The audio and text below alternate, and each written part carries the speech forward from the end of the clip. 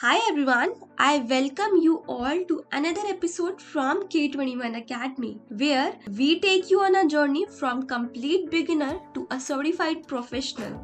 In this episode, we will look into Introduction to AWS SES. Let's look into the video and don't miss the ending for a special free class. So we are going to understand this first service, and that is SES, Simple Email Service. This service of Amazon is majorly created to ease out your task of communication when it comes to email. So usually what happens whenever there is a company and they want to send the emails, they need to maintain an infrastructure in their on-premise. What infrastructure is that? So they need a server, basically, which will be acting as their outgoing or and their incoming server. So maybe they may have a different server acting as their outgoing server, and they may have a different server which will be acting as their incoming server. Or it is a possibility that both of them are lying on the same server itself. It is completely a choice of a company. Okay. Now suppose say they are having different servers for outgoing and incoming. As the name is suggesting, the outgoing mail server will be handling the mails which are going out of the organization. That means if some person is there who is sitting in the organization and shooting an email, suppose say this person's mail is anil@abc.com. This is your ABC company in which we are sitting. This is your ABC International in which we are working. Now this person anil@abc.com has sent an email to jitain@gmail.com. So this is basically the sender and this is your receiver. These are the terminologies which are used. This is the sender and this is the receiver. On the laptop of Anil, like if I show you my laptop, everyone have a mailing client. I have Outlook as a mailing client on my laptop. So on this mailing client, the settings are done. On this mail client, we will mention at the time of configuring the mail client, we will mention it over here that what is my outgoing server, URL or IP, whatever is available. What is my incoming server URL?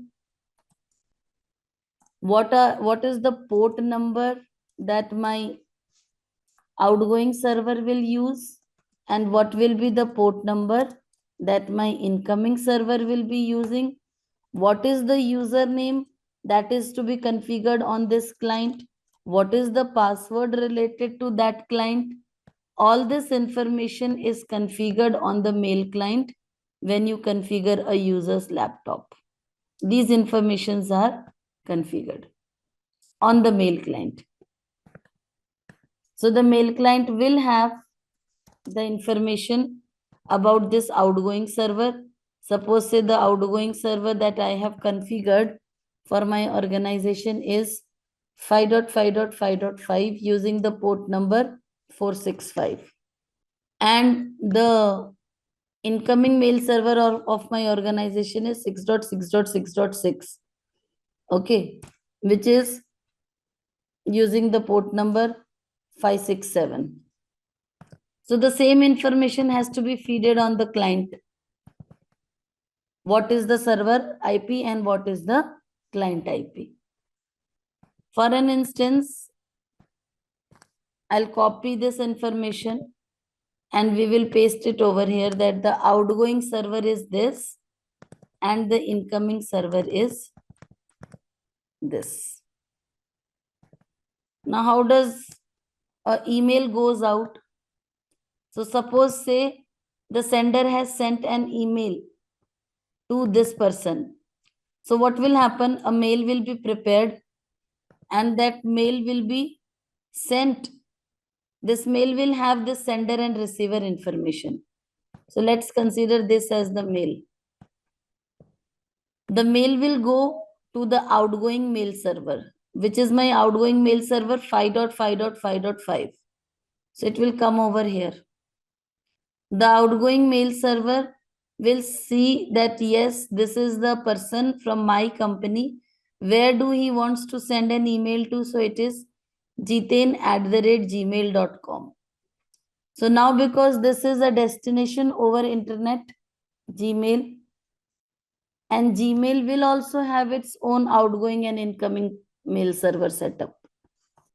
So now the incoming mail server of Gmail will be actually come in picture. Outgoing mail server will send the mail over the internet. It will be received by the incoming mails of the Gmail because this is a mail coming for a Gmail ID. So it will verify that this particular user jiten@gmail.com exists or not. If it exists, then there will be the inbox storage of this user. So your mail, so this will be delivered in the inbox of Jiten. So this mail will try to get delivered in the Gmail of inbox of Jiten. If Jiten has declared anil@abc.com as spam, then the mail will be delivered in the spam and a notification goes to the Gmail server that this mail is a spam mail. And that reply will be given to the outgoing mail server that your mail which you have recently sent to jiten@gmail.com has been declared as spam by the user.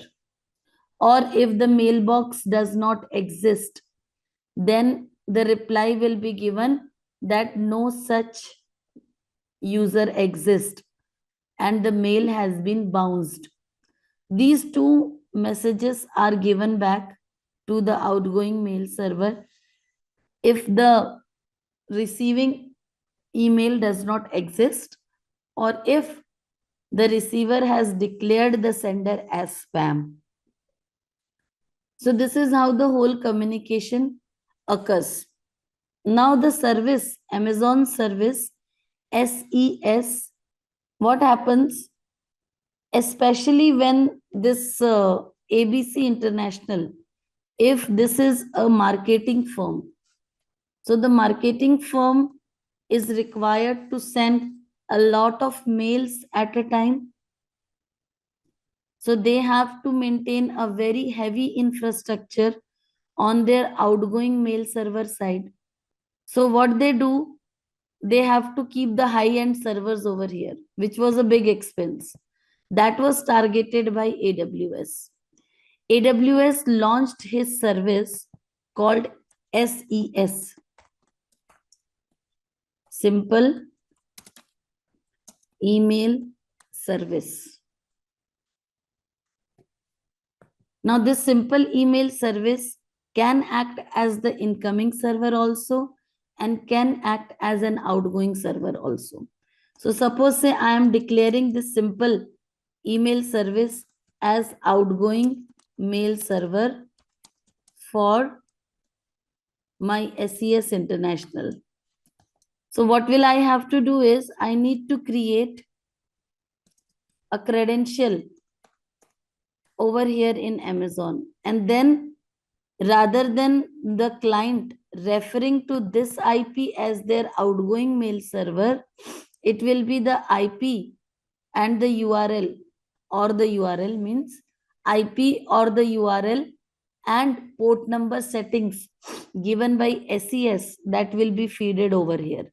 And the username and the password will also be given from the SES International only, from here. So there will be a mail or you can say a username and the password which will be configured. There will be mail server settings which will be given, and those are required to be feeded on this client. Once the client has been feeded with the information of SES, now client, instead of, if it is an outgoing mail, instead of sending it to the client, sorry, instead of sending it to the server over here in ABC International, they will start sending the outgoing mails to this SES server. And it will be the SES server who will be communicating with the every other mail server over the internet rather than your outgoing mail server. So you have removed the outgoing mail server requirement from the organization. So thus, if you are a marketing firm and you shoot emails, sometimes the email flow is very high. Sometimes the email flow is very less when the marketing is not happening. The email marketing is not happening. So then the load is very low. But in every situation, you were required to keep the server in the organization and you were required to keep it up to date. Now, with the help of SES, Amazon SES being a fully managed and scalable service of Amazon, it will act as a mail server, and as and when required, it will scale as per the number of emails which are coming, and you will be charged accordingly. Here, the charging becomes very easy. You are charged for a bunch of mails, like 1 million mails. There will be some charge associated with it. There is no charge for single email. Per million mail credit you can have, and as many you utilize is what you will be charged. So you will be charged based on the number of outgoing mails that you have sent. Amazon SES in the background takes care of the complete hardware which is required to give you this service. On top of that, Amazon SES has got a lot of public IPs. So when they send mails for your organization, they will use multiple public IPs to send the emails, the marketing emails. So there are more chances that your mail will get delivered into inbox of the user.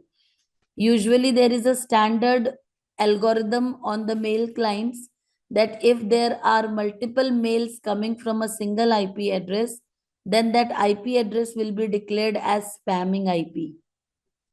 But Amazon uses a bunch of IPs via which it sends the emails.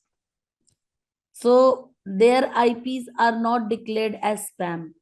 So your possibility of delivering your your email address in the inbox of the user is higher.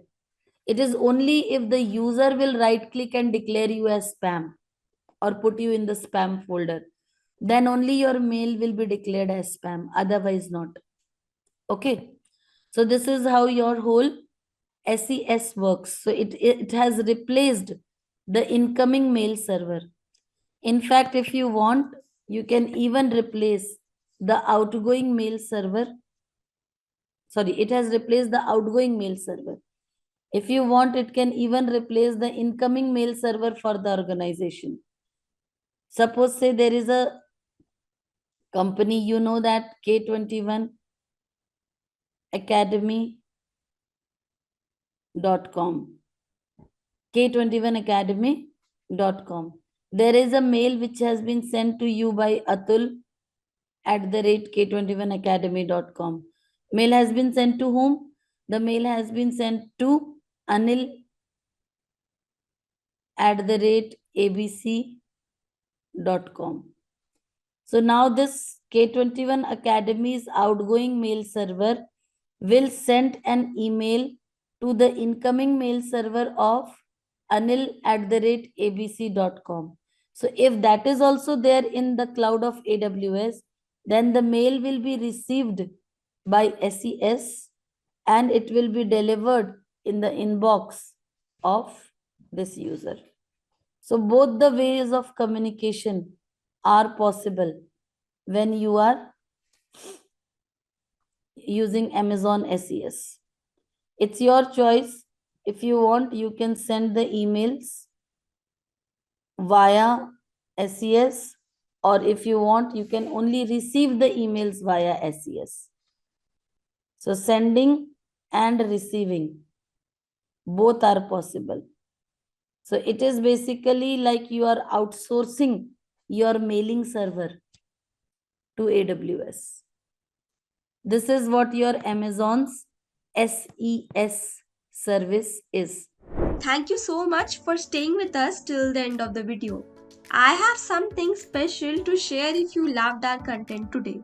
Then you are absolutely going to adore what's coming next. We have a free class, and the best part is it's available for everyone. This class goes into the topics we touched on today, offering you detailed insights, comprehensive explanation, and even some exclusive content that wasn't covered in this video. All you have to do is just click the link in the description below and you will be redirected to this page. Or if you are just starting out, just type k21academy.com/AWS02. Now, all the information inside the video that we will be covering is listed here. All you have to do is just click on the date, enter your name, enter your email ID, enter your phone number, and for registration, just click on register now. Then you will be redirected to a thank you page. You can add this to your calendar as well, and I promise you this is something that you don't want to miss. So go ahead, click on the link and step into the world where learning knows no boundaries. Till then, keep enjoying. I will see you in the next video.